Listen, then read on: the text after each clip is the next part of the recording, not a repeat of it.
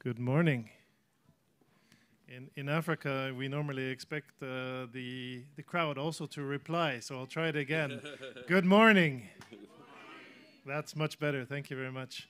So again, welcome to the Arvamus Festival, the Opinion Festival, to the Foreign Policy Välispoliitika ala. We're happy to start with our first panel to talk about Is It Time for Africa? And it's my great pleasure to have such good panelists. President Kersti Kaljulaid, Lacina Kone from Smart Africa, and Selma El Karim from Business Consultancy and also from the brand new Estonian Africa Institute. So we're looking forward to having a great session talking about Africa and Estonia and how we can work together with each other. A lot of people don't know, but actually the history of Estonia and Africa goes back centuries. The first Estonians that have been documented in Africa were already in the 18th century, often working again in the business sector, which we're very keen on at the moment, business diplomacy. There was also a missionary period where one of the Estonian missionaries even put together the spelling book for the Maasai, which was quite an interesting fact. And then the recent, also after after independence, we're also very active in Africa with honorary consuls operating around the continent and also lots of trade with Egypt and South Africa and other countries. And then after the restoration of independence, you know, we focused a lot on the EU and becoming a member of NATO. And then after that, we started to look more towards the UN. And we had our UN Security Council campaign where President Kaljulaid was the head of the campaign, and where we were able to go to Africa for the first time at the presidential level, visiting 4 countries in Africa, Ethiopia, Rwanda, Benin, and Senegal. And after that, we have prior to that, we opened our embassy in Egypt, and we've also been building our honorary consuls network on the continent.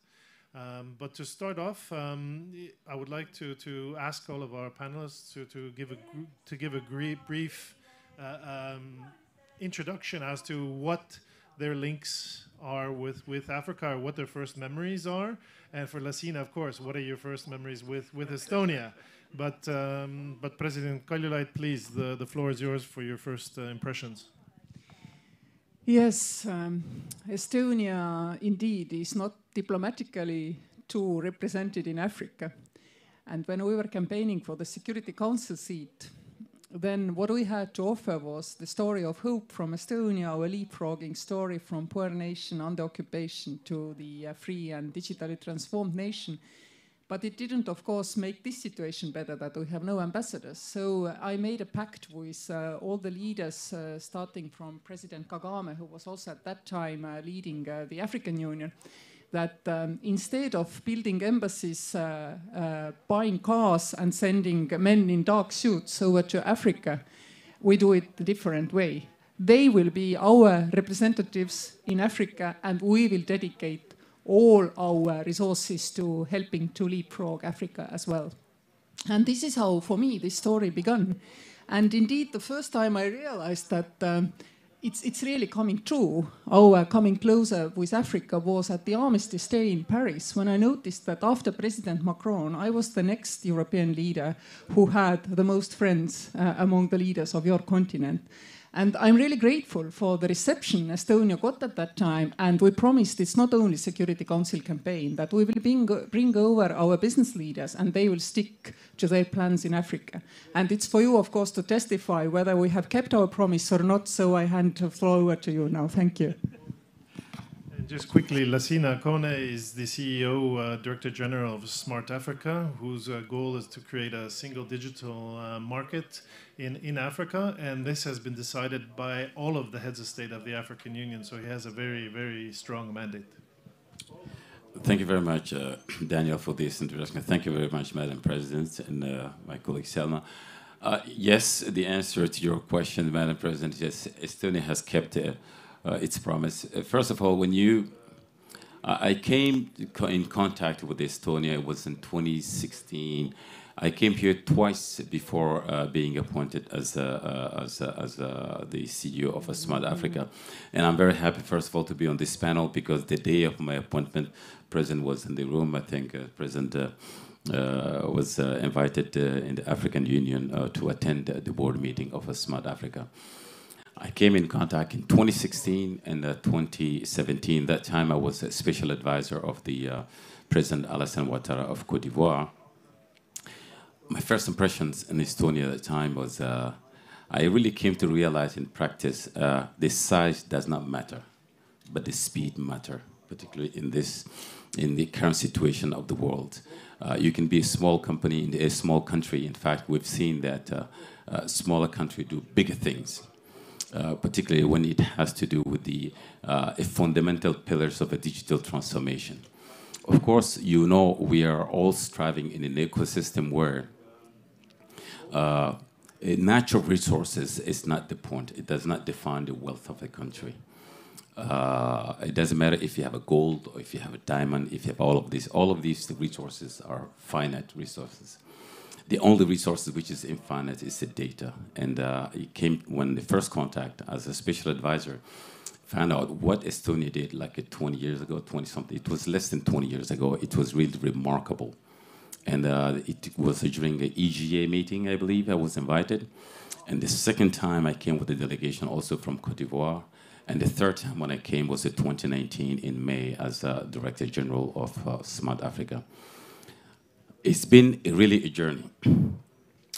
A journey, the reason why, because in Africa, particularly through Smart Africa's vision, we see an opportunity and we see a lot of similarity in the journey that Estonia went through from 1991, and that we want to leapfrog. And of course, traditionally, for the past 63 years, we've all in Africa been trying to do something, a development model. In the 63 years from now, we are still stuck in the same situations. At the same time, we do have close to 70% of 1.4 billion populations in Africa, which are less than 30 years old. In some countries, the median age, for example, in Niger, is about 15 years old. And this is a time bomb.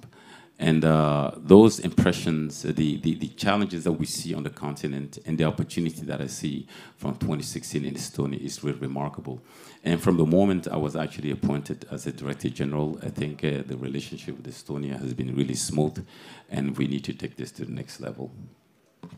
Thank you very much. And Selma El Karim, a successful businesswoman, you have one leg in Africa and one leg in Estonia. So I think you really tie this panel together. So tell us a little bit about how you have one leg in both sides, and what are your thoughts on this relationship between Africa and Estonia? Hello, everybody. Thank you for having me here. I'm very honored to be with you and in this panel. So as Daniel said, I do have one leg here and one leg there. And the reason for that is that I was born in Sudan, but my mother is Estonian.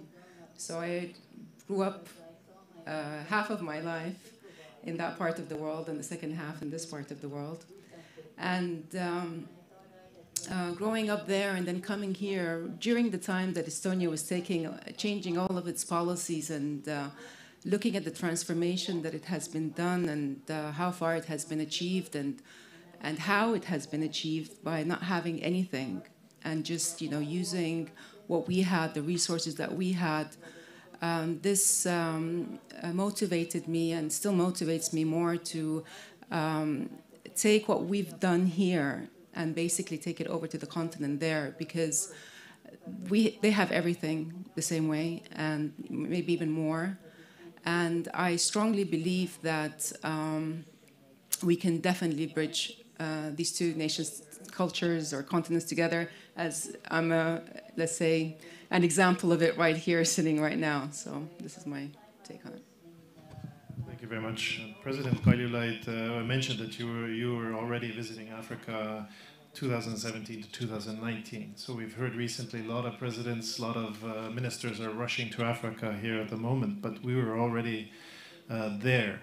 But why was a country from the north going to Africa? What is Estonia's interest, and what did the hosts, what did Africans know about us, and why do we still need to be there?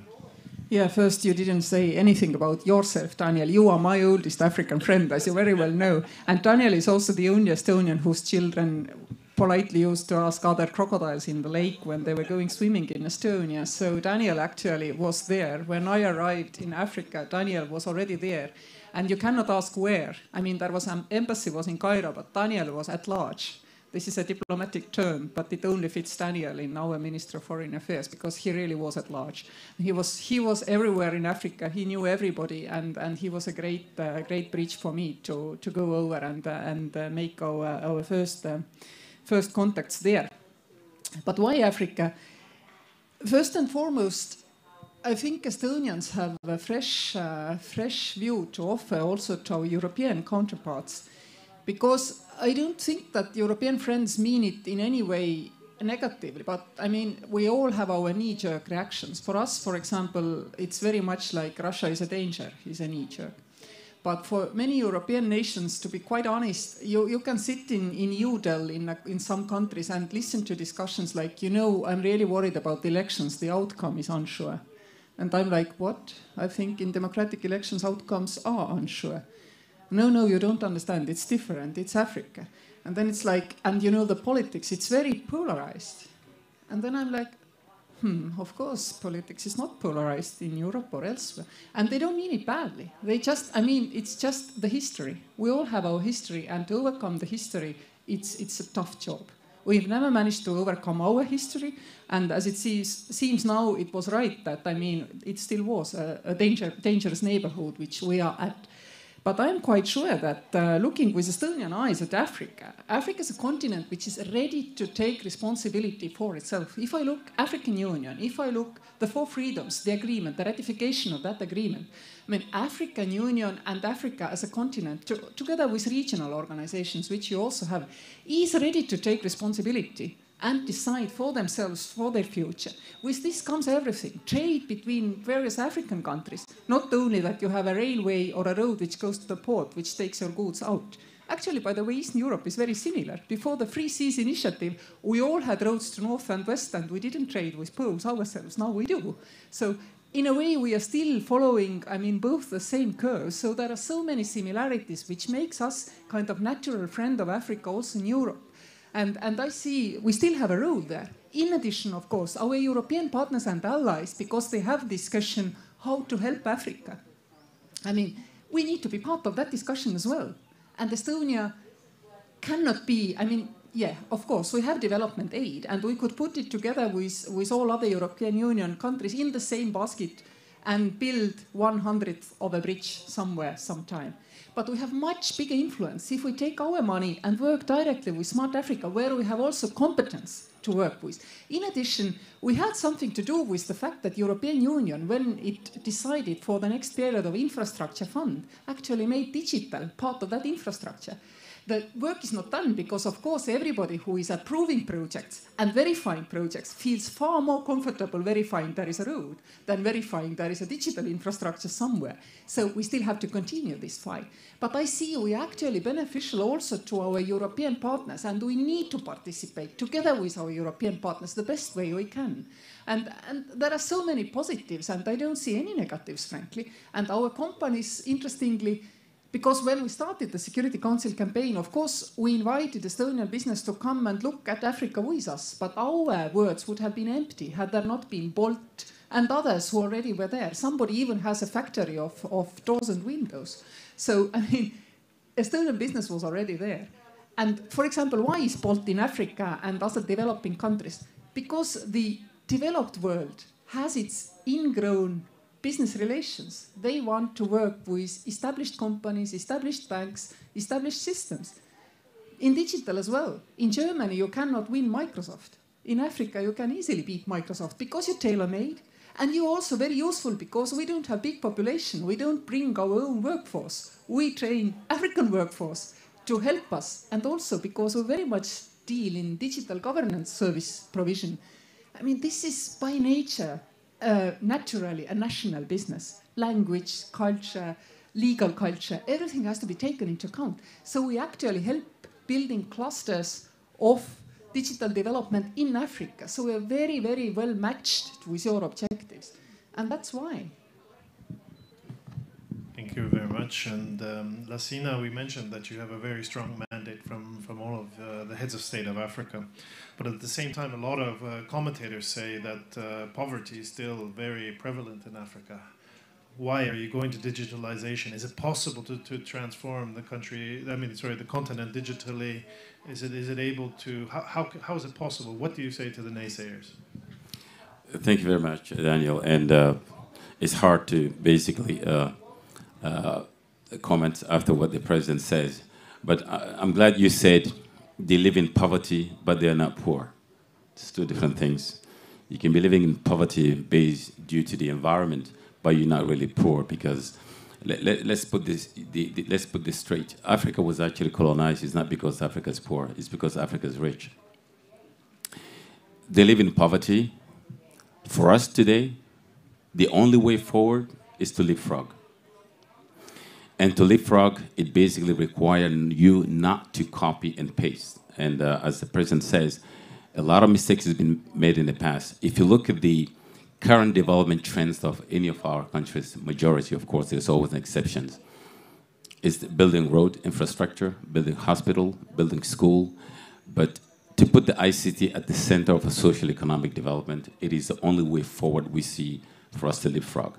And if I can answer also why, exactly the question they asked the president, why Africa? The same question we said, why we deal with Estonia. That's what we see in Estonia. For us to be able to leapfrog into the competing nations, to be in the landscape of the world as well, I think we must go digital. First of all, because we do have the ingredient. We have a lot of similarity.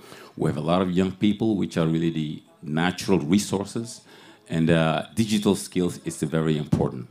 So poverty is one thing. You can be poor, but you need to fight not to remain poor.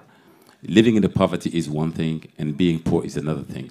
We are not poor because we have the natural resource, which is a human being, which is a human capital. 70% of our population today represent less than 30 years old.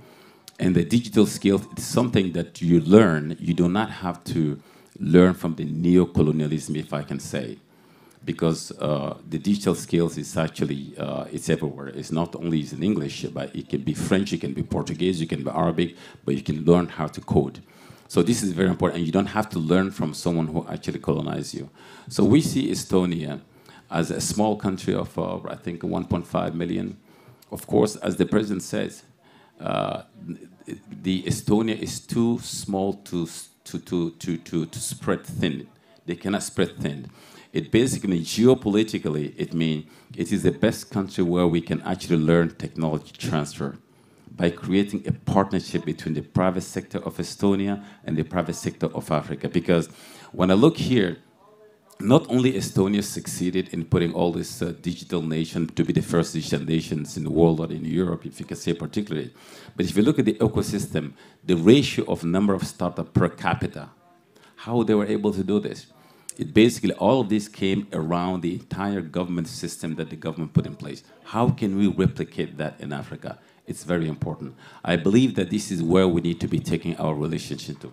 Not only on the interoperability, not only on the digitalization of the government, but how the ecosystem itself, everyone is working towards a common cause. Basically, public-private partnership with the African startup, with African SMEs, creating African champion.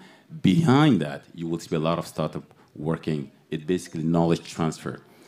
Estonia cannot spread too thin to go say, okay, we're going to send 500,000 people to Africa to create a company there, to be there. But they can be a good partner and basically spreading the world. Thank you. Thank you, Lacina. Selma, we've been talking a lot about Sudan, and Sudan is in the midst of a conflict between military fractions as we speak. 4 million people have been displaced, thousands have been killed. Of course, our thoughts are with the people of Sudan at this difficult time. But this is not the only conflict taking place in Africa. So I mean, similar where the commentators and naysayers say you can't develop Africa because of poverty. The other ones say you can't because of the conflict. What are your thoughts about this, and is it possible to still be positive about Africa, and what are these potential spots still? Well, first of all, Africa is the second largest continent, and there are 54 countries. So as to take one or several countries that are having conflict and ignore the rest of the region, that is extremely wrong. And by the way, conflict is, in the sense, it is a good in some senses, that it can later on develop into helping the grassrooters to kind of change and to restructure the country. So sometimes conflict it's a bad thing, of course, but future-wise, and if it's the right, if you're at the right time and the right place, you can do a lot of changes and good changes. So I say that do not take certain, and plus I also want to say another thing, that Africa is so diverse. The north is so different than the south. The west is so different than the east. You have Central Africa. It's so many cultures, so many languages. It's an amazing place, and you shouldn't just take the conflict and stop yourself from going into there and finding opportunities, because you'll always find opportunities over there. So yeah, so in that sense, and then if you think about it, we have conflict here. It doesn't stop people from coming and doing business as well. So this is also, so I say that look where you're going, see what there is, and don't be afraid. You should definitely give it a chance. Thanks, Selma. And you're a business consultant, so obviously you have companies from both sides, Africa and Estonia, approaching you. What are they asking you? What are the questions that they approach you with? In reference to the African countries, they want help in the government sector mainly, and they are looking for companies that have had experience and have gone through the practical side of things, and how to help them and how to work together in changing the system or improving the system, or even adding something new to the system. Some companies, they want consultations in order to know how to start off with, and then to have a pilot project. So here we do things. In Africa, sometimes it's done a bit differently, because they want to have a pilot project to see that this really works and there's something coming out of it, and it gives them more confidence sometimes to move on and to continue. From the Estonian side, they're very eager to enter that market, because they know, as it has been mentioned here, it's a young market. There's so many resources, there's so many different opportunities. And one thing is that Estonia is small and you can go as much as you can, but they can also learn from Africa and how it is. The population, some of the countries have 200 million population, and try to implement the system that you've done here or there, and not necessarily doing it the same way as we have done it, but doing it according to their local needs, and perhaps as well cultural understanding. So this is, in a nutshell, basically what I've done. Thank you, Selma. President Kaljulaid, as Selma said, the continent is huge. 54 countries, almost 2,000 languages, different climates, different geography. How does one approach building these relations? You also mentioned, all of the friends that you had at the different meetings. How can Estonia focus on making some clear results in Africa? First, I would also like to take up the issue of poverty. I mean, internet banking came to Estonia in 1994. It was, it was middle income, but low end of middle income at that time. Estonia exited occupation with an average salary of $30 about. Now it is 1,700 euros. And minimum salary has risen even faster than average salary. And everybody came here and told us that if you do exactly like we did, then you will catch up. And I remember in Prime Minister Lars' office, we very often had a joke about it, that how exactly do you catch up if you do everything what others have done before you for 30 years? And we realized we'll never catch up. And of course, if we had first waited to get rich and then started to implement a reform and change in this country, we'd never be there. It's very much the same in Africa. I mean, every African who I know banks with M-Pesa simply because they have no bank offices. Why exactly we pay taxes online? Simply because we had no tax offices. And I mean, Estonians were allergic to standing in queues. I mean, elder people in this room remember how many queues they've stood. For heaven's sake, you had to queue for money first to get your salary before you could even go to the shop where, of course, you queued as well, if there was anything to queue for. Sometimes there wasn't. So, I mean, it doesn't matter where you are in your history. Actually, I would say having greenfield is easier to start your leapfrogging exercise. So I see so many parallels in many countries in Africa and in Estonia. And then I see developmental peaks in making society to run smoothly. And I would take an example where, I mean, during the COVID pandemic, Kenyans executed an online court system. But at the same time, even if they have a digital ID, they do not have a distance verification for their digital ID.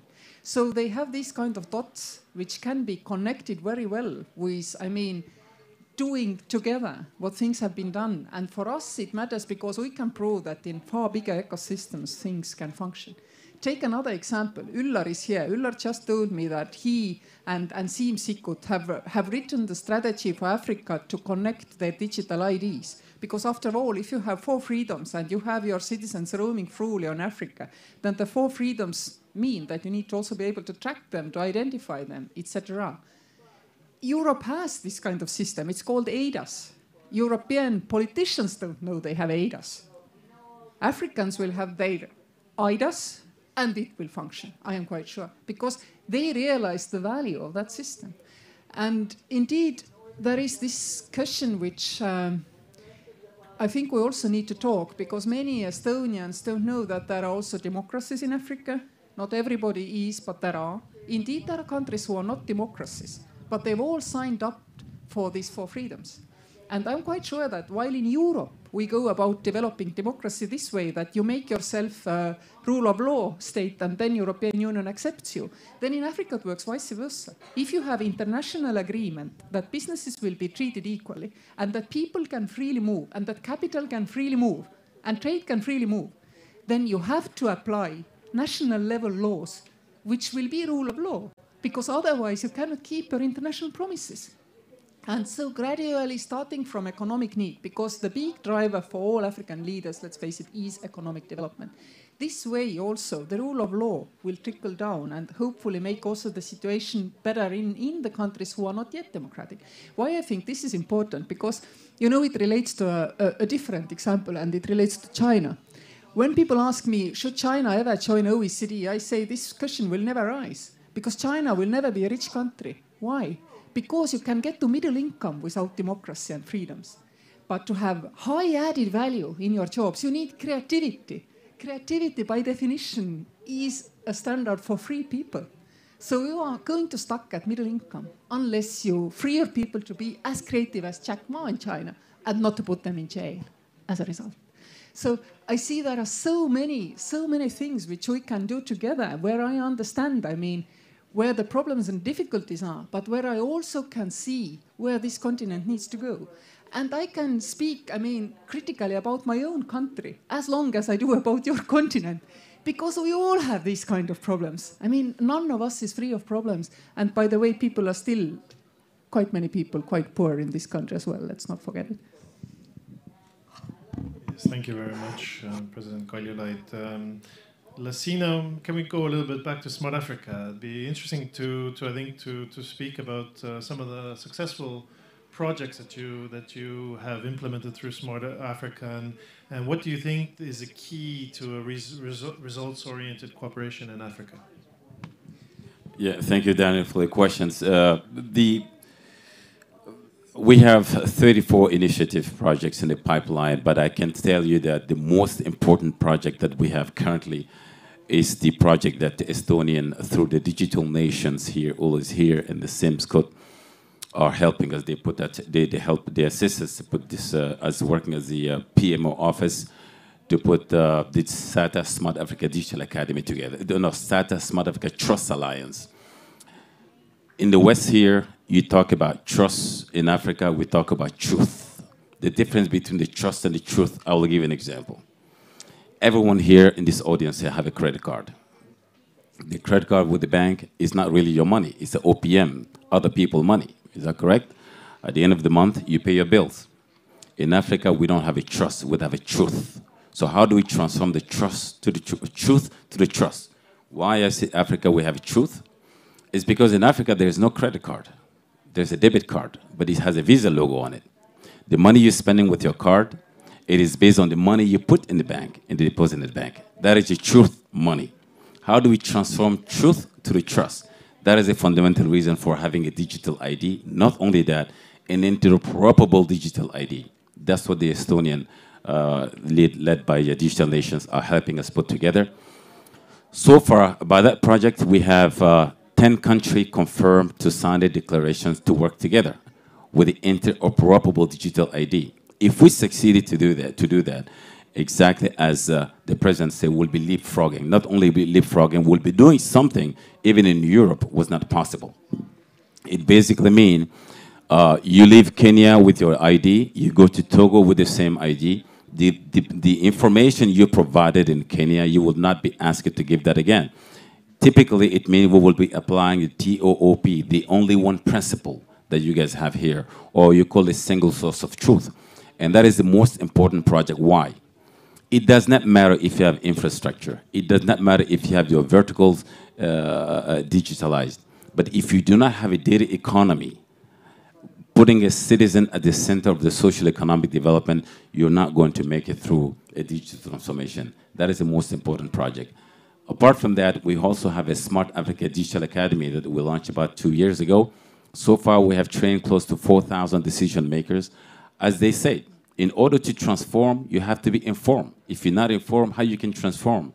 And if the digital transformation is about transformation of mindset, first of all, that's what we embark on with Digital Academy. And we would like really Estonia to take us to the next level, particularly the layers of the Smart Africa Digital Academy. We have 5 layers. We have decision makers, we have advanced technical, and we have startup entrepreneurs. How Estonia came to be a startup nation. And that's what really we want to take this relationship to the next level on the top of interoperability platform. Today, the interoperability, we launched the TOR. We already selected about 4 countries out of 9. And some Estonian company are part of them. And we're willing really to go on a public-private partnership with this deal for us to be able to reach our goal. Thank you. Thank you, Lacina. Selma, you know, as we've been talking, the digital revolution is really taking place on the continent, and the goal is for Africa to catch up and then frog leap Europe. What are some of the developments taking place on the continent, and what are Estonian companies doing to help this transformation take place? Well, from my experience in the past few years, a lot of African governments want to really change their taxation system to get it more online and to have it more to be transparent. And who would they not use other than Estonia, because we've been ranked #1 in regarding to the taxation system. Also, they want to implement our X-Road interoperability system as well. And they're very much interested in doing that. And so they're coming and they're also trying to achieve this. Of course, it takes a bit of time, but some companies have done that in Africa. They have it in Namibia, Botswana. And also, there's so many. I mean, education is one big thing as well over there. In Kenya, in Côte d'Ivoire, in Uganda. In that sense, and they've also gone more into digital identity as well, the identity cards. And if you think of not governmental sector, but if you think of the fintech sector as well, there's a huge growth as well there, and a lot of developments happening over there.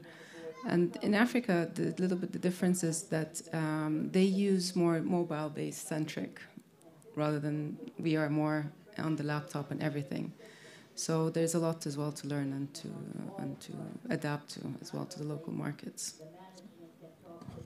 Selma, you're also very active in the Middle East. You know, we were together at Expo, and also the African presence was significant there. Do you see any sort of potential or developments in this sort of the Middle East, Africa, Estonia triangle? Well, the Middle East is very much interested in Africa. They always have been, and they've always been there in regards of whether it's aid, whether it's development, whether it's investment. A lot of countries have invested in many African countries, and they still continue to do it today. Of course, for the African countries, it's also good to work with the Gulf countries or Middle East region, because they can kind of connect, let's say, also what they have done, and plus they can get finances easier than they can get somewhere else. So for them, it's a kind of a win-win situation. And I believe that Estonia's role at the moment with the Middle East and Africa, there is an interconnection, because for example, I'll give you an example.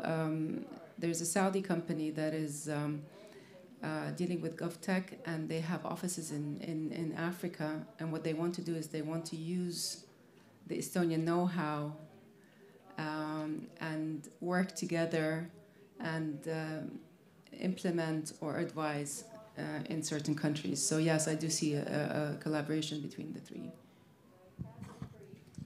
Thank you.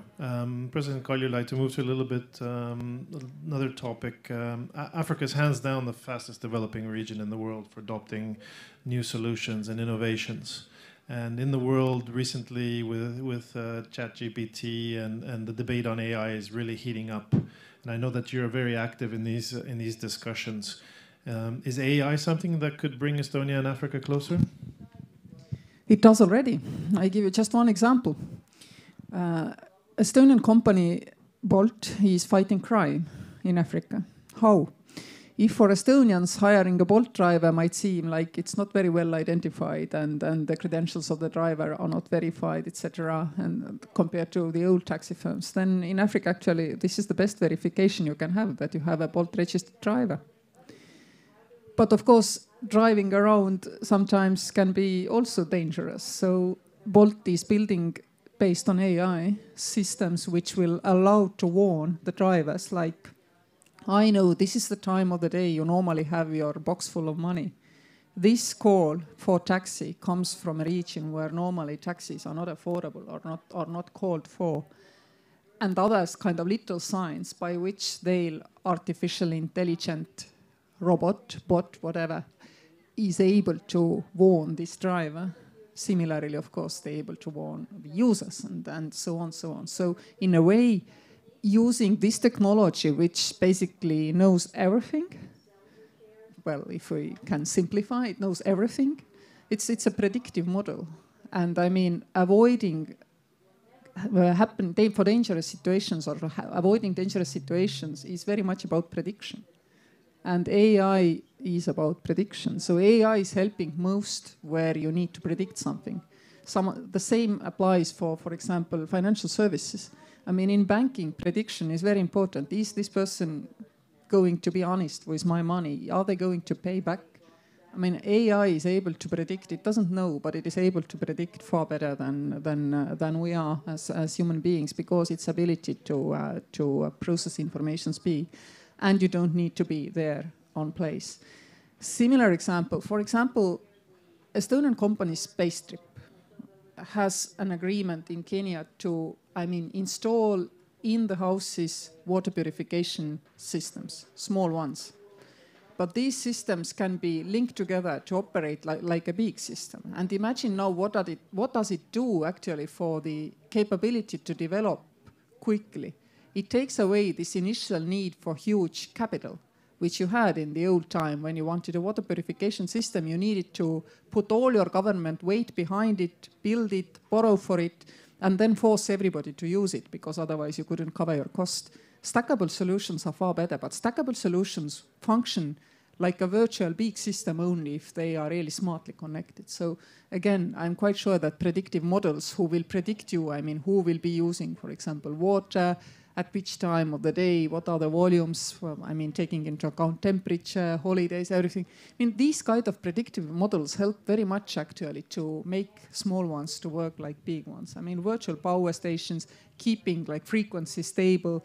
Most of Africa is not used to having 24/7, 365 electricity. By the way, this is a wonderful resource because you accept what in Europe or in Northern America nobody accepts, that sometimes there is power, but sometimes there isn't. Therefore, you are far more ready to adjust your consumption. And this can help you to build virtual power plants. And actually, with far less, I mean, kind of front loading of capital, you will be able to help everybody far better. And I see that precisely because there is so much greenfield is why Africa is going to leapfrog. And I will try to prove why I believe it with another example, which is negative and about Estonia for exchange. We are actually really not leapfrogging the rest of the world in green technologies and green energy production. Because as it appears, we thought we are the nation who is always open for new technologies. But in fact, we were only open for transforming our state digitally because there was no legacy. Whereas in energy, compared to even our neighbors in Latvia, Lithuania, Estonian legacy is huge. We have oil shale and we can be independent in energy production with it. So we got stuck into our legacy. And in this next time when we now need to leapfrog, we've not been able to. You do not also have this kind of public governance legacy like we didn't. So you can leapfrog. And please do not get stuck in the next exercise, which for you obviously will also be green turn like for us. Thank you, President. Lacina, AI on the continent, what are your thoughts? The AI, artificial intelligence, for us, is a no-brainer. In fact, the AI has huge opportunity in Africa, starting by just the basic digital inclusion. I'll explain. China today, they did not have to learn English to be where they are. Look at the different gaps we have. We have, if you look at the literacy level, I'm not saying digital literacy, there's a literacy and digital literacy.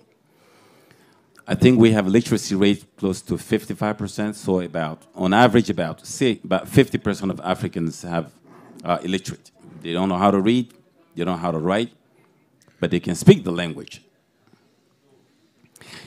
The technology is in English. So the opportunity for artificial intelligence is to be able to develop national processes language. So my grandmother from the village, she can speak to the phone, and the phone will do exactly the action that an educated person will do.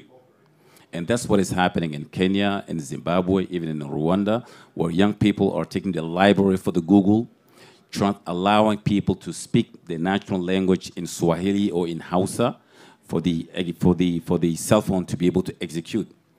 If we are able to seize this opportunity, it basically means digital literacy is not limited to people only who are literate, technological or even intellectually. So this is a huge opportunity for Africa. Right now, the West, if I can say, the more developed country, they're not looking at that because, as you said, there is about 2,000 languages in Africa. But this represents a micro niche market for every single startup to be able to inclusively look at the technology into the population. That is one.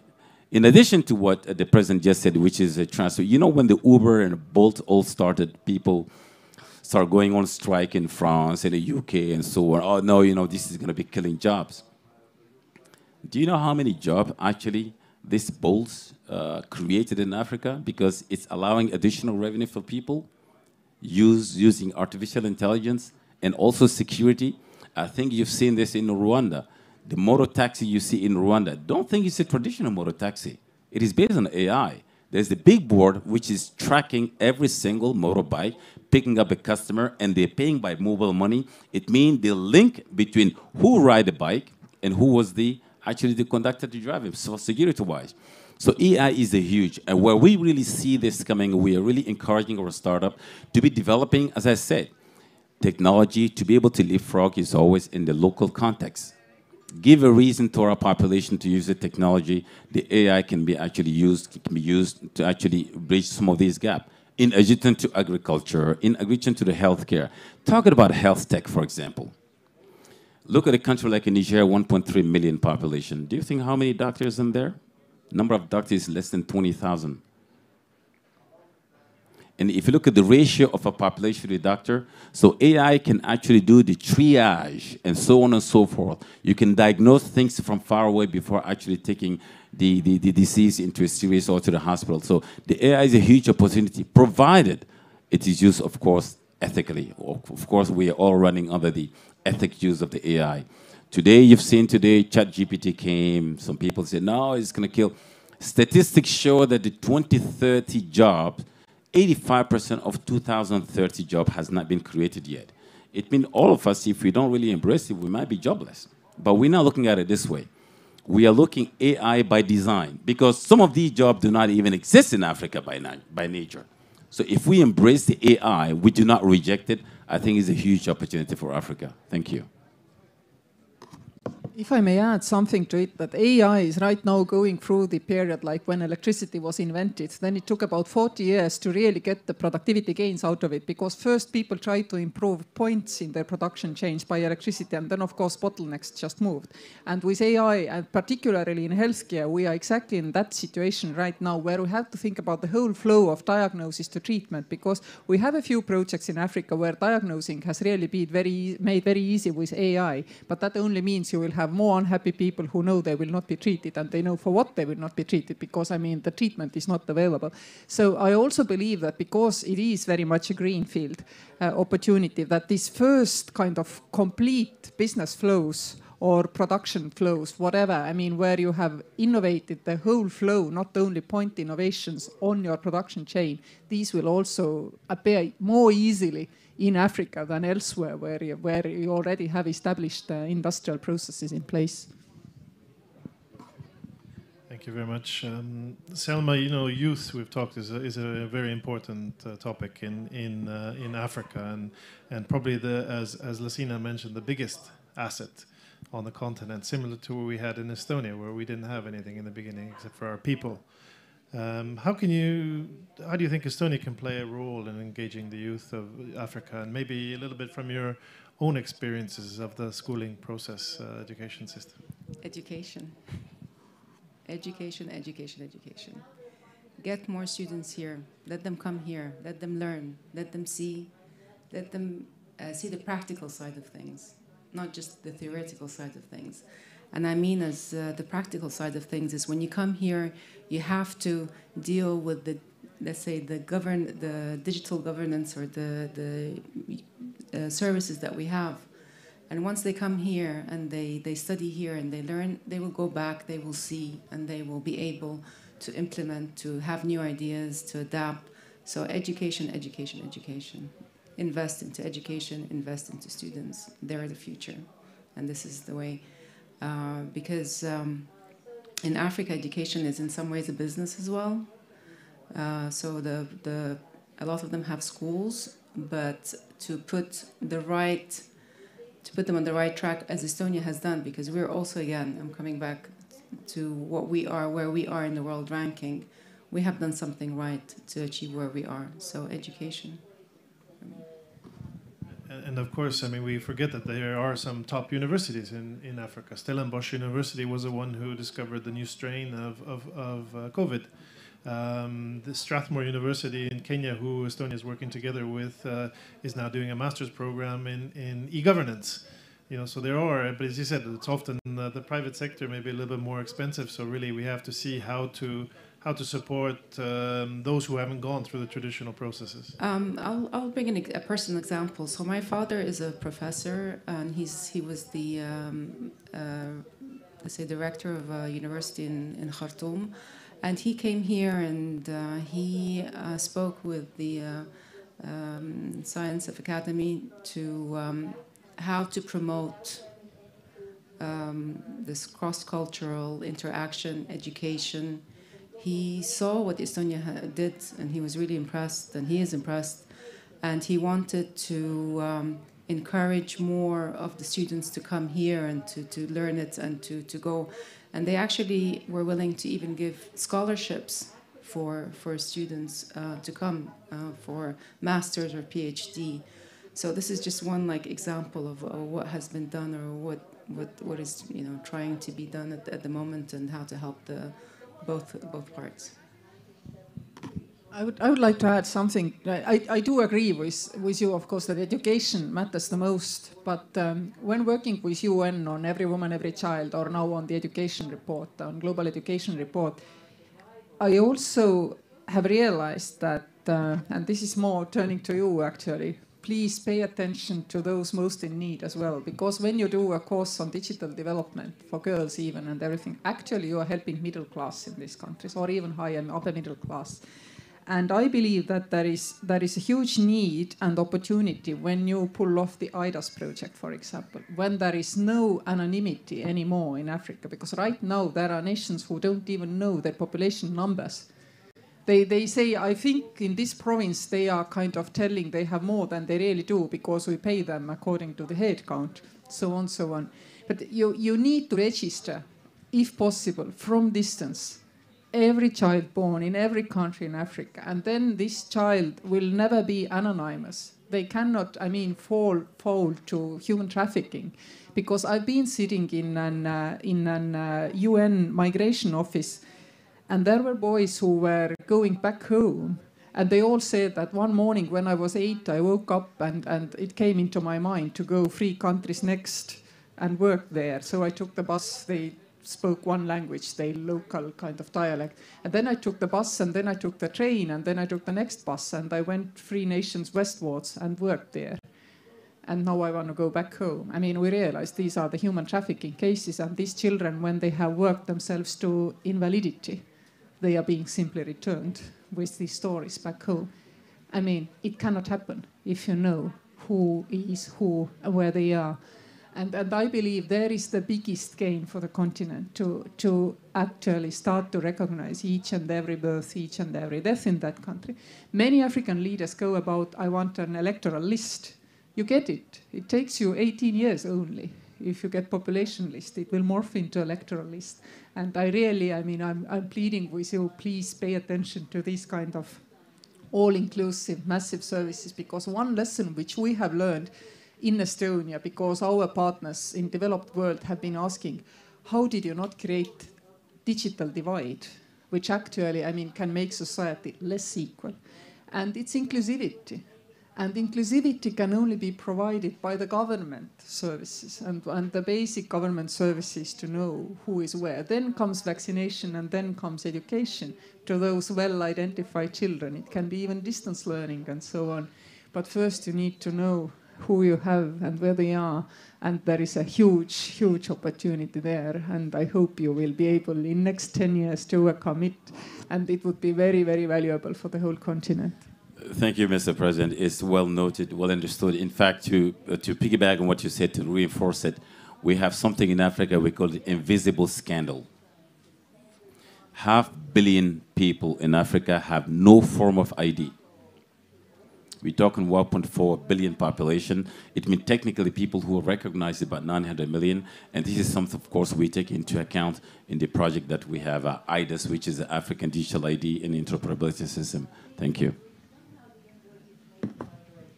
And just to give a quick overview of what we're doing at the Foreign Ministry. So we're focusing, we have our strategy from 2020 to 2030 for Africa.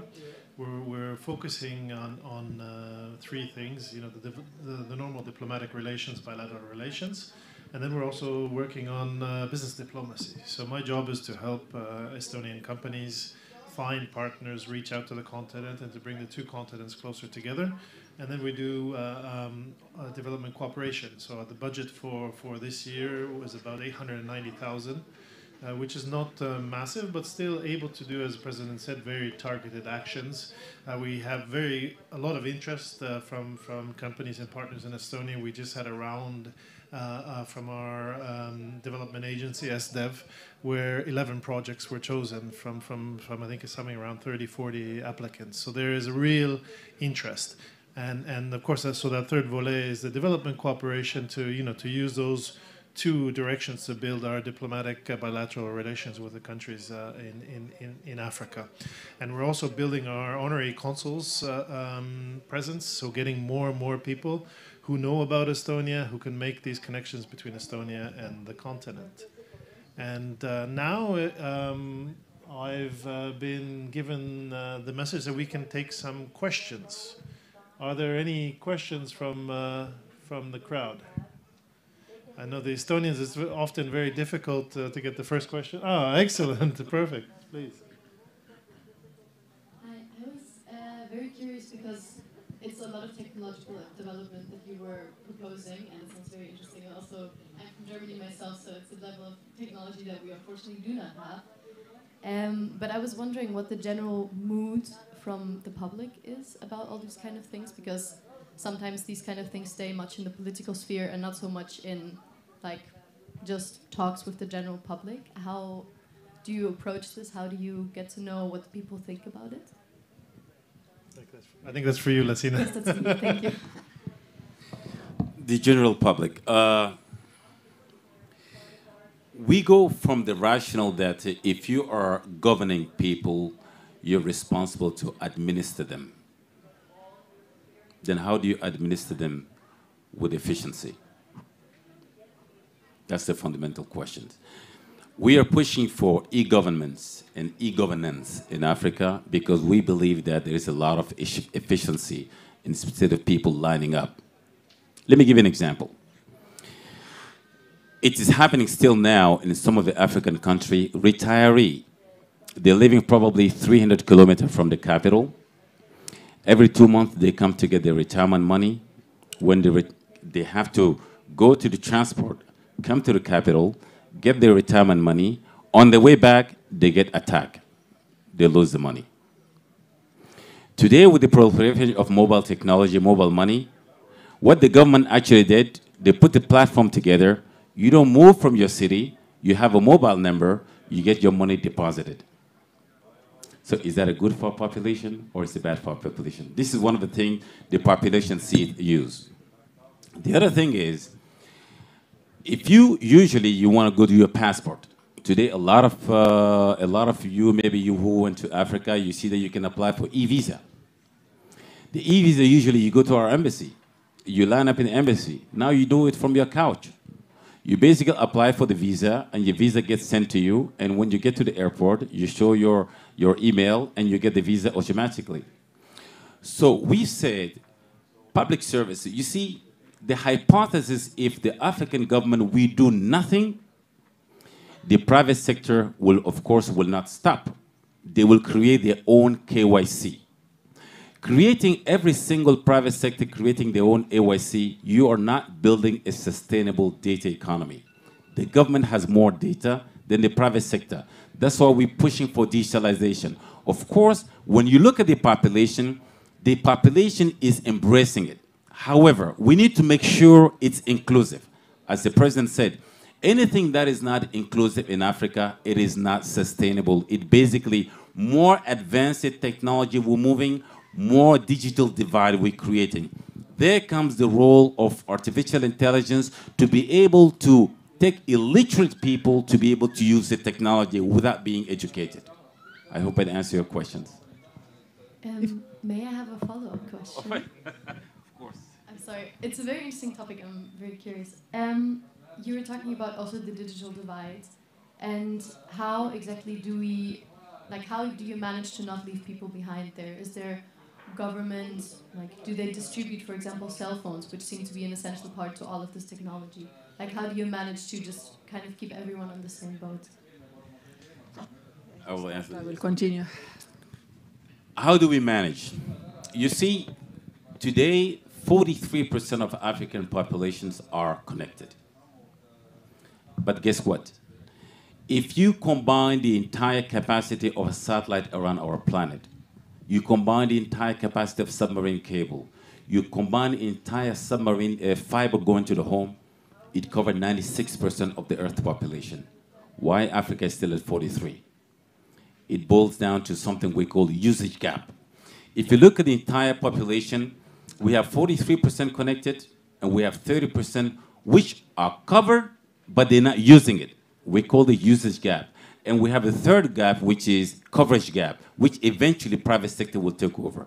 How do we address the usage gap? People have a connectivity in the region, but they're not using it. It's due to 4 things. Affordability, the cost is very expensive. Smart devices, they don't have a smart devices because in Africa, my sister here was talking, Vasilma was talking about the mobile technology. We generate in Africa $495 billion in transaction value in mobile money. But you know using what? USSD, 2G, features phone. It does not even have any web. So how do we convert? That's what I said, smart devices is blocking also the penetration. The third one is the content. Local content, give me a reason I can tell my grandmother why she should use internet. The fourth thing is the cyber hygiene. So how are we tackling this?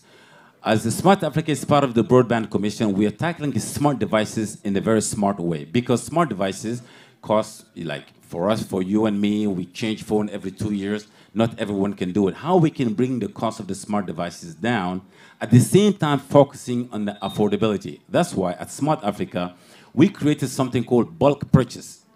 We conducted this study 2.5 years ago. We found out if a Smart Africa country members, they came together and they actually purchased a capacity in bulk for a long period of time, the landlocked country will benefit 100% discount. It means if the internet costs $2 a gigabit, it will cost eventually $1. But the country facing the sea who have access to the submarine cable, there is a reduction about 50%. So every single issue we are tackling it to be able to reduce, to be able to increase the penetration of the internet, and also I like what you said. Are we distributing cell phone to the population? I think this solution, it is not sustainable. I will tell you what we're doing in terms of tackling smart devices. If something is given to you free, you don't give it a value. It's just a reality. But using a technology like what is happening in Kenya, there is the company, as people are purchasing credit, they're charging their phone to be able to use it, it keeps the track of the record, who's using what, who's buying what. Basically, you're building a credit scoring. Then you have to find an SME, a small and medium enterprise, the middleman between the consumer and the bank. Today, we do have a development bank who are willing to take, not the loss, they give a guarantee to de-risk the factor that you use the credit score to give a phone to a woman selling a tomato in the market, said the phone costs about $50, you can pay it in 52 weeks. It means $1 a week. The bank will take basically a de-risking factor from those SMEs to be able to, for the cell phone proliferation to go forward. Does it give an answer? I think the president wants to say I would really also want to react to that because, you know, very often we hear this kind of how do you make sure that, I mean, people can inclusively use these services. Let's remember, Estonian e-government set out its first service when computers were only available in libraries and schools. I mean, not everybody had a device in this country. But we made sure that they had access to these devices. Second, it's very often developed nations tend to forget that it's not whether I have an analog service or a digital service. It's either I have a service which is digital or I have absolutely no service. And third, it's very much people don't trust, people don't like, and this is particularly common. Whereas when Western developed governments want a service themselves, take Germany, the only cross-border working in all landers verification system is, you know what? Application for social support. Why?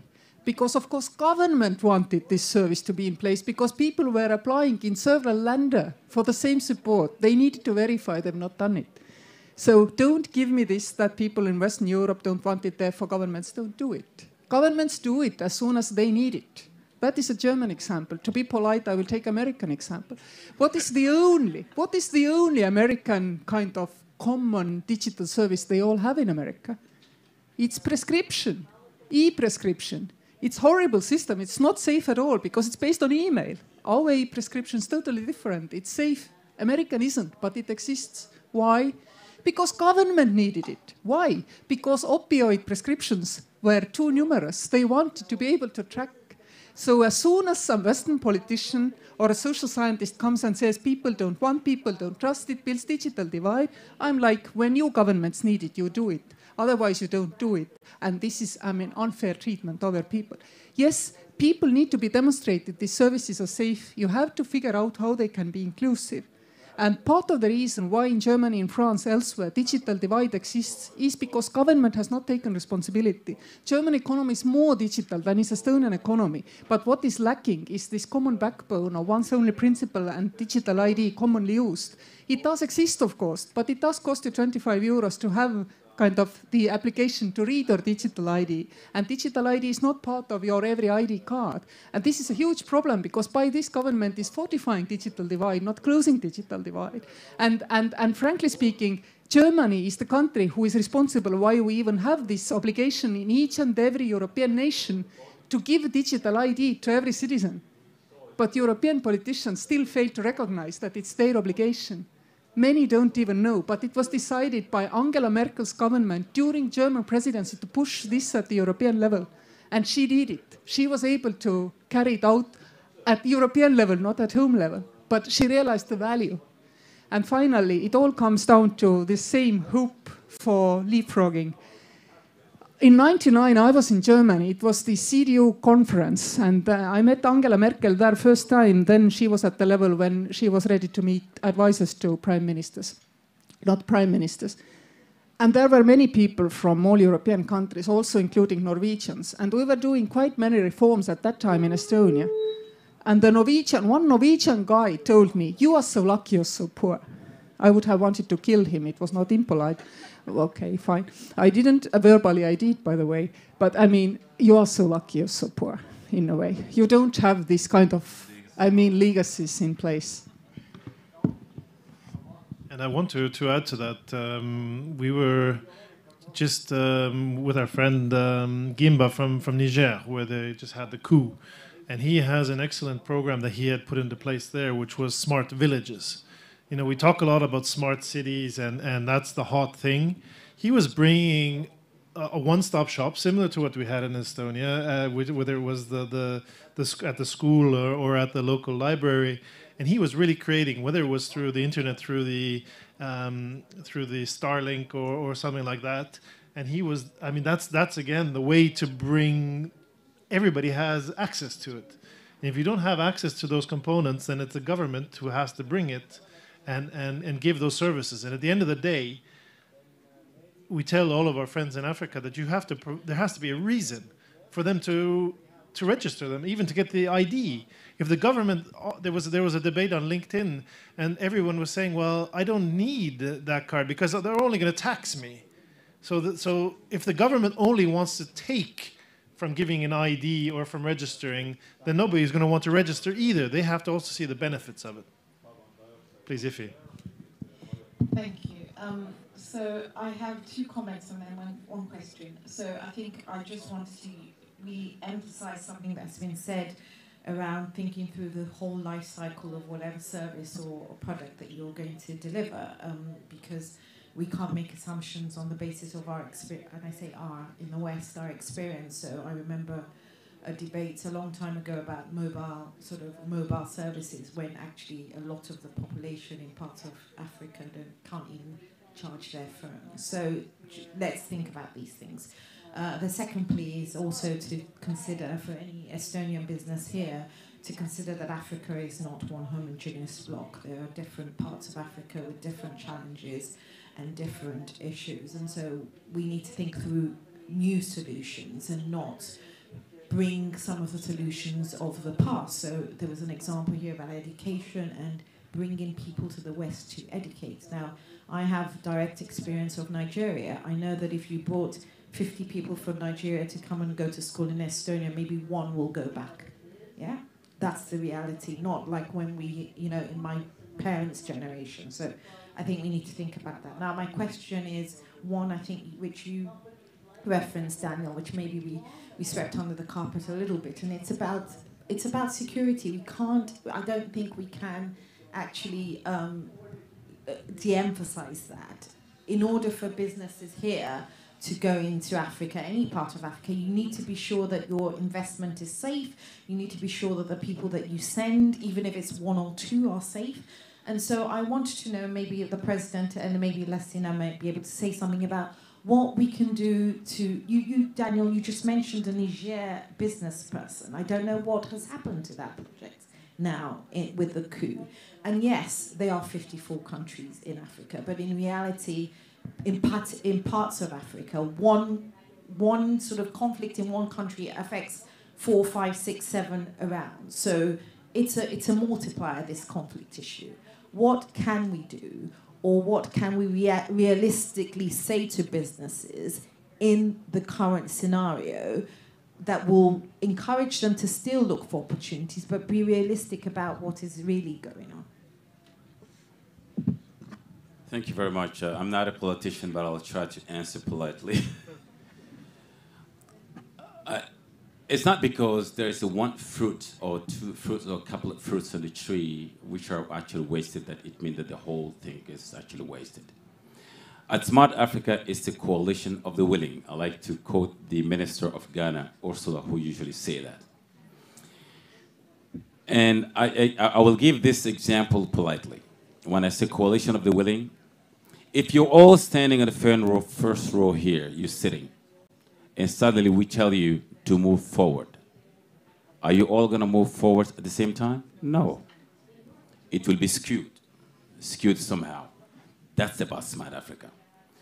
Countries who are willing to take advantage of the technology, they are moving. I can today, 4 years ago, we could count maybe less than half dozen.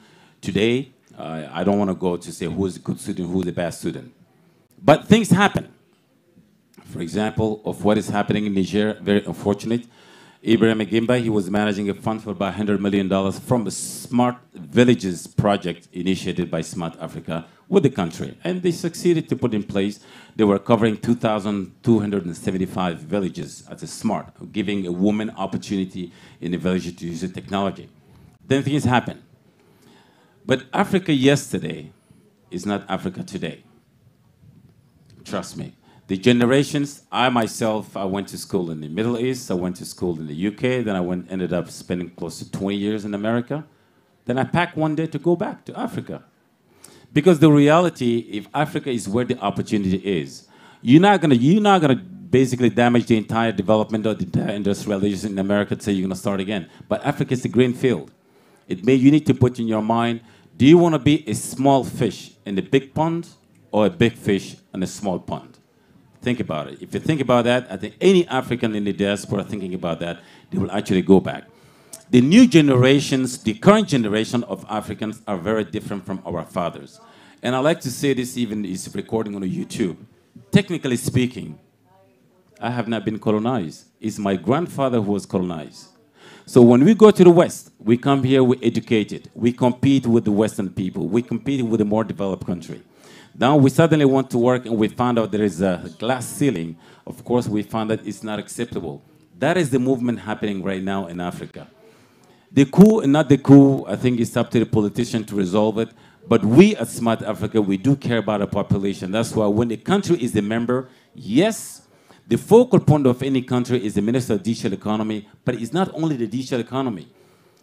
Your regulator becomes a member. The Council of IT agency becomes a member. It means it's the entire network of the country. We do continue to work with the country, like we're doing it with the Mali, we're doing it with the Burkina Faso, we're doing it with the Guinea, and we will still continue doing it with the Niger, because we know that we are on the plane, and the flight plan may be changing every given time. So we do not have to give up. And I like to quote sometime Carthage, who said, we either, if they said the best way to predict the future is to create one. We either find a way or we make our own way. That's exactly the mentality we have at Smart Africa. And I would like to say something as well. I know a lot of Sudanese that have come back and gone back studying from abroad. So I feel like Africa is today's the place to be, and I think a lot of youngsters see that, and I have a lot of friends that go there after their studies or after living for several years in Europe or in the States. They still want to go and be part of the society and the development. So from my side. Yeah, I'm of the generation of this country who many gained the opportunity in early 20s to leave. Many did. Those who came back all became ministers, presidents, etc. Those who stayed somewhere in middle management in richer countries, they may be materially more happy, but their careers have not necessarily been as fruitful as they have been here in Estonia. It even applies in science. I mean, many of my course mates from university went to work in other laboratories in other countries. But when Estonia started to do better, our infrastructures in universities got better, they came back because they could establish their own laboratories, their own schools. And so if Africa continues development, I still believe that there will be a turn back. It happened in Estonia around the time when our average salaries reached 1,000 euros, which means that the real estate cost you have to take to live in a richer economy actually counts out the gains you get in higher salaries. And interestingly, in Latvia, same phenomenon, the outflow of people stopped when the average salary got to 1,000 euros. This seemed to be kind of a threshold. So if the countries keep developing, and then these people tend to come back as well. On rule of law and security of investment, I already said the African Union decision to establish 4 freedoms on the continent is supranational rule of law. And you cannot abide by supranational rule of law without abiding to national level rule of law. So I consider this the biggest anchor to business security in Africa, actually. Thank you. We had one more question. Yeah, hi. So my question is, I'd like to maybe come towards the topic from another angle. You've very much touched upon the issue of high tech and the business side of entering the markets in Africa. But I mean, obviously, Africa is more than just business, and usually you would need to, in any society, you'd need to build it from a grassroots level, and probably also approach civil societies in these different countries. So my question is, I mean, everything you said sounds amazing, but my question is, how do you reach the farmer in Kenya or these young boys who did jump on a bus and went 2 nations to the west only to be exploited? I mean, high-tech companies are not able to reach these very small or very rural areas in any country, really, at the end of the day. So my question is, how much work or how much focus should be put on civil society and maybe a more grassroots level of not leaving any man behind at the end of the day, so that all of Africa can thrive? Thank you. Thanks for the questions, but I can answer this with just one comment. No one in Africa first of all, Africa is the mobile first continent. The mobile money, which is generating $495 billion a year, there was no advertisement for it. Why there was no advertisement? Because people see in the mobile technology and mobile money something they need. My mother used to tell me, send me Western Union. I said, who taught you that? I said, okay, maybe my sister told her. Then suddenly she said me, send me a Momo. What do you know? Where do you know about Momo? No one was advertising for it. Fundamentally, if you make a service available which addresses a certain context, it solves a problem in Africa, you do not need even to approach a civil society. No one called this, yes, and I will explain myself. When they tell people, when the government put in place an e-service, and they do a proper advertising for the e-service to say it makes your life better. They do, of course, there's always a campaign whenever there's a service going on, touching people even in the grassroots of the village. Particularly, you talk about the farmer, the way the farmers are organized in Africa, they actually organize in the corporation. The cooperation, if you've been to Kigali before, if you've been to Kigali, you've been to Kenya, you will see that coffee farmers, they have an association system of coffee farmers. Through those association heads, you can actually reach a bottom person living in the village, maybe 500 kilometers from the capital, to see what's available in terms of technology, what's available in terms of financing, what's available in terms of anything, because they have not been to school, but they are part of the association conglomerate. The same thing happened in Central Africa, Eastern Africa, Southern Africa, but in Western Africa. What I'm trying to say, as I said, the four obstacles: affordability, smart devices, local context. Local context is very important. You are not advertising the use of a technology because of the social media. That is not development. You are giving the farmer something they need on a daily basis, which make their life better. Once you hit that jackpot, you do not need to do any advertising. I have never seen any mobile operator in Africa advertising, oh, mobile money, just use this. People know that it worked, and it worked with efficiency, and they automatically adhere to it. Thank you. I would also say that I do agree that societal development matters as much as economic development, but economic development gives governments resources to do proper social development. We know that in this country it took us also more than a decade to start to realize that welfare state is not just high income per capita, but what you do in a wider redistributional sense. I do not mean social handouts, but I mean education, healthcare, so on. So I wouldn't say that, I mean, you don't need economic development. You need it anyway too, but then it's up for the government. What do they do with redistributional services? And here I do see actually that there is something which we could do better, because I've noticed when I look at healthcare and education projects from donors in Africa, they are not conditional. You know, European Union is very much conditional. If it gave money to Estonia, then we had to demonstrate how this fits into the whole education or healthcare system later on. And if you're not conditional, you outcrowd local initiative. You kind of take responsibility forever. You may have a fantastic cancer care hospital for children, for example, but if it doesn't fit into the system, you're not getting kind of general benefits out of this thing. So I do believe that actually there should be kind of clear conditionality plan in development, help systems that will demand governments to show how they will later take responsibility for the created infrastructure or for the created opportunities.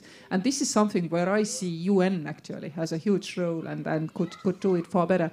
But of course it is difficult to establish because there is already this kind of understanding that, okay, Bill Gates will come and do this, but we don't want Bill Gates to do it unconditionally. We want the governments to take responsibility.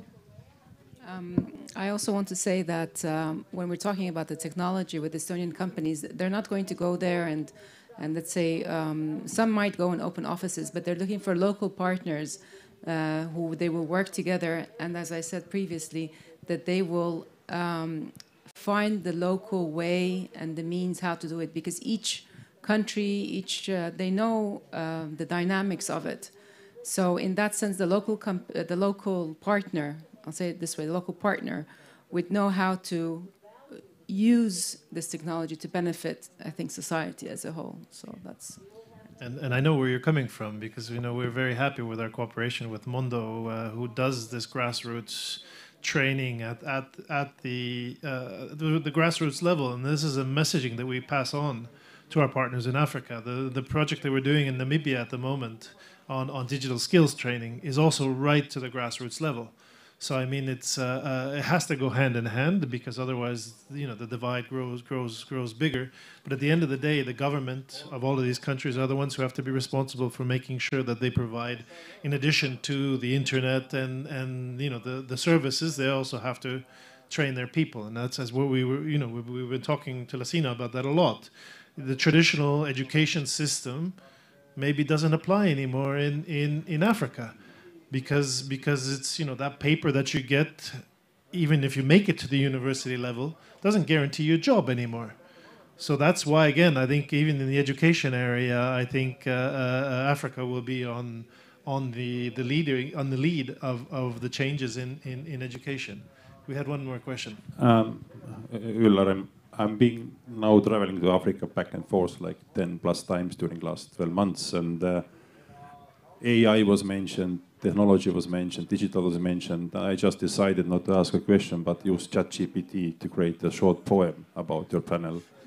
From Estonian shores to Africa's embrace, human bridges span time and space. Estonia and Africa unite as one, enriching lives under the digital sun. Thank you, ChatGPT. Thank you very much for that, Üllar. And just to go back to the title, is it time for Africa? Just some facts that I collected. Africa, 30.3 million square kilometers, population of 1.4 billion people growing, 1,500, 2,000 different languages, a median age of 19.7. In Europe, we're over 30. A purchasing power GDP of over 7 trillion US dollars, of which 200 billion comes from the digital economy. We didn't talk very much about the Africa Continental Free Trade Agreement. They're doing a free trade area like we have in Europe in Africa. I mean, it's incredible. At the moment, 16% of trade is only intra-Africa at the moment. In Estonia, intra-EU trade is 60%. And that's, again, due to the freedoms that were mentioned previously by the president, and that's what Africa's taking up.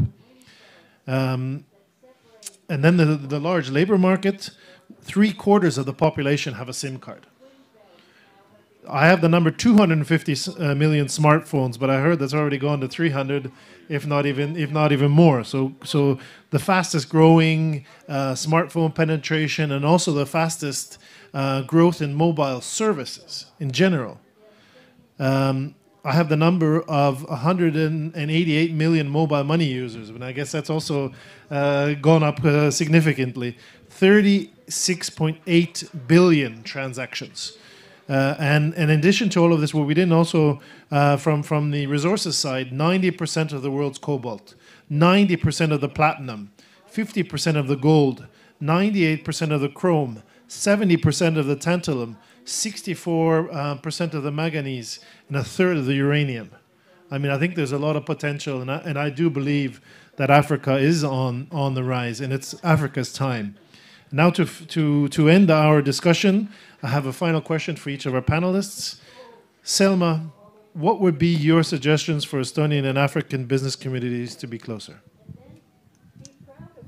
Well, if I take the Estonian side, I would say communicate more, in the sense that Estonians are not much big on communication, but Africans like to communicate and to all the time, I want to speak in Estonian, to all the time have this interaction, and to keep your hand on the pulse, and just to have and from the African side, just to have to travel again and to have more intercultural relationships in that sense. So this is, and perhaps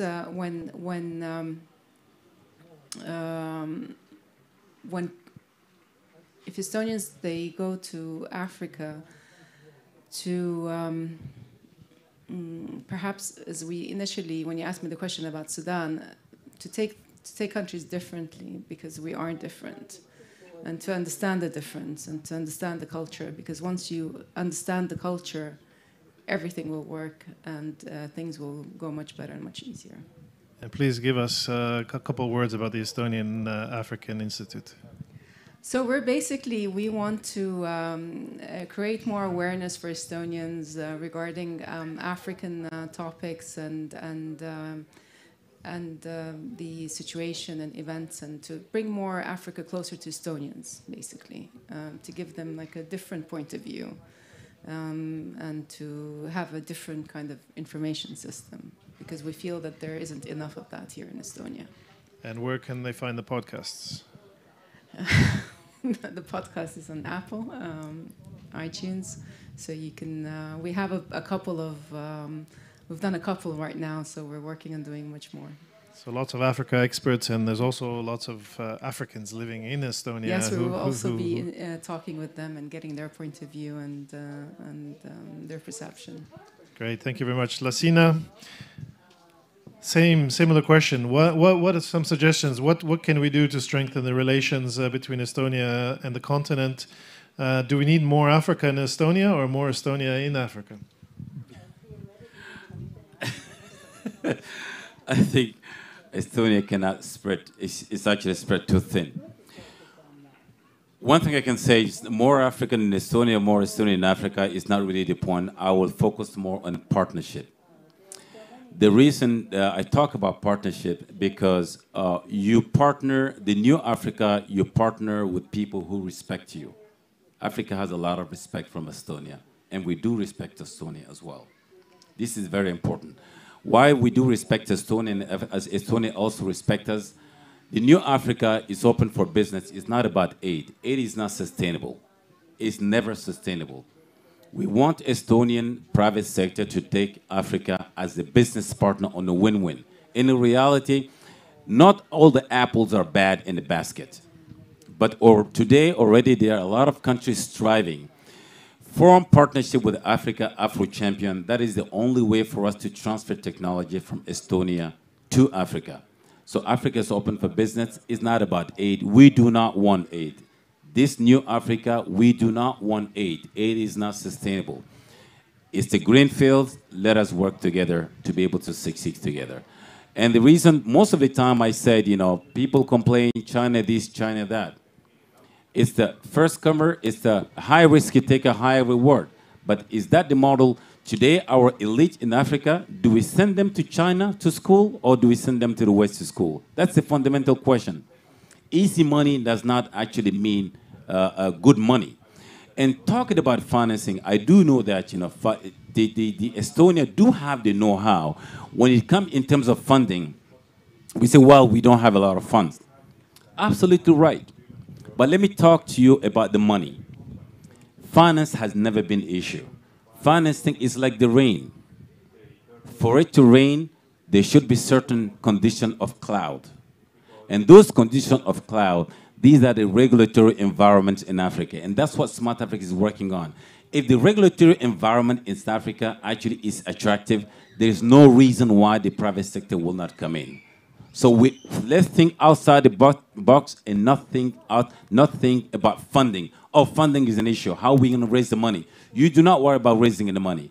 You worry about building a proper partnership with the proper rationale which will benefit our population. Then the money will follow just like the rain. Thank you. Thank you, Lacina. And President Kaljulaid, the last word is for you. You said that Estonia does have a role to play in Africa, and yes, you're correct. We've been involved very much so already ourselves. But any more suggestions, ideas as what do we need to do more? I do believe that we have to basically be consistent in what you started, which we then together developed. Then we have the African strategy in our Ministry of Foreign Affairs. And if we are consistent and we do not kind of cool down, then heat up again, then I believe that, I mean, it in all its naturality, our relations will develop, because after all, in developing and emerging nations, the return on investment is really good. These markets also, they're not saturated. So, I mean, there are so many reasons why Estonian business is actually looking at Africa. And to that to continue, indeed, we need to work on all the issues which were mentioned, rule of law, development, and so on. But our Ministry of Foreign Affairs also has to lead us in this process. So I throw the ball again back to you, because without sustainable kind of sustainably connecting people from Estonia to Africa, also via high-level visits, I mean, it kind of weans down, and this would not be good. This would not be good also for our own economic development, because also if you look, for example, at Europe, which is the most dynamic and constantly outperforming part of the European growth, it's Central Eastern European. We didn't realize this ourselves before the Free Seas Initiative, that actually we don't trade among ourselves. Now we realize it, and we've unleashed even bigger potential. So if you put attention even for several years, then people realize the opportunities. But then you have to continue and continue. So over to you, Daniel. It's your responsibility in our Minister of Foreign Affairs. I know that, my best and oldest African friend. Thank you. Well, thank you very much for our listeners here, and thank you very much for our panel. So a big hand of applause for our excellent panel.